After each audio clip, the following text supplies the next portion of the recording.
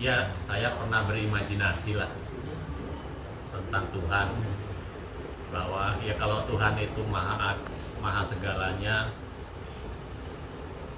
katakan sendirilah di alam semesta ini hanya dia gitu. Terus mau apa gitu?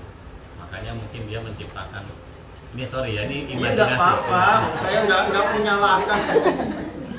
Terus ya weslah, saya menciptakan jiwa-jiwa buat merasakan duka, merasakan senang, merasakan yang walaupun sebenarnya itu adalah saya juga gitu. Mau dikoreksi nih imajinasi saya. Makanya saya tadi agak bingung kalau ada jiwa kemudian setelah lepas dari tubuhnya. Ini mau saya jawab dulu atau gimana? Masih mau lanjut? Sudah. Udah cukup. Jadi, ya, kalau kita itu dalam kehidupan sehari-harinya itu kesepian, ya, punya rasa merana, ya, itu nanti akan cenderung membayangkan Tuhan seperti yang kita rasakan. Gitu. Itu Tuhannya Jabai. Iya, Tuhannya kesepian.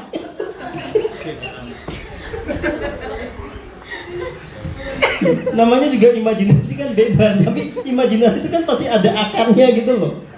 Gitu. Jadi kalau orang yang galak itu kan membayangkan Tuhan itu kayak dia galak juga. Jadi imajinasi itu ya sah-sah saja gitu ya. Tetapi sebetulnya tidak realistik, karena itu membayangkan diri Anda yang menjadi Tuhan. Anda bayangkan nggak ada temannya kesepian, itu kan konyol. Masa ada Tuhan kesepian? Jadi gini, ya. Sejatinya Tuhan itu adalah realitas yang menjadi awal mula dari segala yang ada. Ya, ini secara teoritiknya. Maka selamilah sebetulnya kenyataannya di dalam keheningan. Kalau Anda sudah terhubung dengan diri sejati, Anda menyadari jiwa Anda nyata dan ada, lalu masuk lebih dalam, di balik jiwa itu kemudian ada diri sejati. Lalu Anda biarkan jiwa Anda dituntun diri sejati untuk menyelami rahasia jagat raya ini, menyelami bagaimana jagat raya ini terbentuk, menyelami apa sebetulnya yang ada sebelum jagat raya dan semua isinya ini ada. Kita akan ketemu awal mula segalanya itu adalah apa yang kita sebut sebagai kekosongan absolut. Ya. Jadi non personal, tidak ada sosok, yang ada cuma kekosongan yang dalam bahasa Jawa disebut sebagai sungu. Dalam bahasa Inggris ini void atau emptiness. Nah, kalau yang kosong, masa ada kesepian? Wong dia bukan sosok, wong dia tidak punya emosi. Ya, jadi, ya kalau ada yang menyatakan Tuhan menciptakan manusia karena dia kesepian, gak ada temannya, ya, itu berarti yang ngomong lagi kesepian. Ya. Betul, saya memang Promo. Maksudnya, imajinasi yang muncul itu tidak akan jauh dari realitas dirinya, gitu. Karena sejatinya adalah tidak ada Tuhan yang kesepian. Kesepian itu menuju kepada satu sosok atau personality.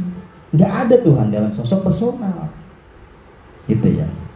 Jadi kalau kita masih terpaku oleh konsep Tuhan itu satu realitas terpisah dari kita, nanti pasti akan begitu imajinasinya. Kalau nggak Tuhan kesepian, Tuhan tiba-tiba punya pikiran, kalau disembah enak nih.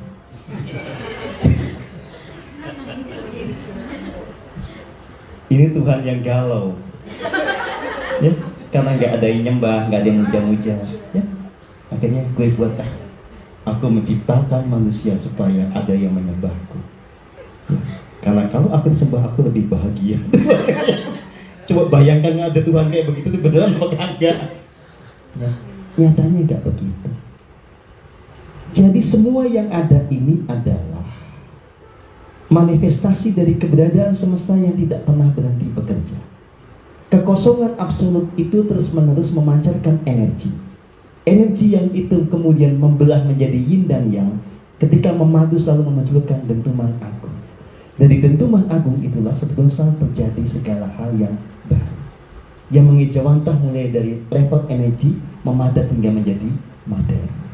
Semua hal itu muncul dari situ, tanpa motivasi, tanpa intensi yang manusiawi atau personal. Jadi kalau ditanya untuk apa Tuhan menciptakan manusia, itu pertanyaan yang salah. Karena membayangkan Tuhan kayak manusia, kalau bikin apa-apa karena dia butuh. Bikin ini butuh, bikin sikat gigi karena butuh. Memang Tuhan kayak begitu ya?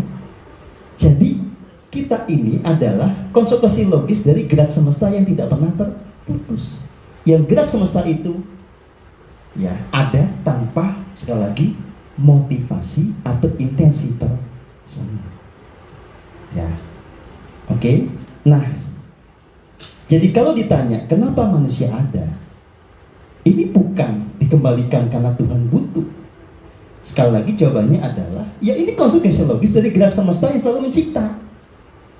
Lewat proses apa? Sekali lagi ya lewat energi yang selalu menerus ya memancar dari kekosongan absolut. Nah, maka lebih relevan kepada kita. Kita menyadari kita sudah ada, lalu kita mau apa? Bukan Tuhan itu butuh apa, nggak relevan. Kitanya mau apa? Kitanya menuju kemana? Itu lebih relevan. Gitu loh Pak. Ya, bisa dimengerti? Ya. Belum, tapi Nggak apa-apa. dipahami. Nggak apa-apa. Jadi semuanya nanti akan sangat tergantung dari pengalaman-pengalaman otentik kita sendiri. Ya, makanya saya tidak memaksakan siapapun untuk memegang sebuah konsep, walaupun itu benar.